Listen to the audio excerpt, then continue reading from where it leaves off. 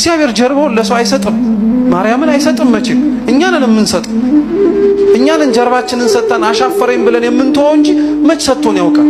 በህመሙ የሚጎበኘን ጤነኛ ሳለን ጤናችንን የሚጠብቅልን ማን ነው? እግዚአብሔር ብቻ እኮ ነው፣ ሌላ ማንም የለም።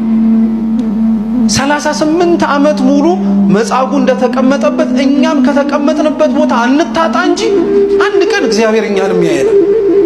አሁን እኛ እኮ ተስፋ ስለምንቆርጥና ትዕግስታችንም ጭምር ስለሚሟጠጥ እኮ ነው የተወሰነ ጊዜ እንጠብቀውና ተነስተን እንሄዳለን። እግዚአብሔር እኛን ለማዳን እኮ 5500 ዘመን ጠብቆናል። ልባችን እስኪመለስ እናቱን በምድር ላይ ተመልክቶ እሷን የሚመስል እንደማይኖር አውቆ ፈቃዷን ጠይቆ ማህፀኗ ለማረፍ ያንን ሁሉ ታግሶ ነበር እግዚአብሔር። እውነት እግዚአብሔር በታገሰ ልክ እኛ እሱን መታገስ ለምን ከበደ? እልህኛ ስለሆንን እኮ ነው። ጠባያችን በጣም ስለማይመች እኮ ነው።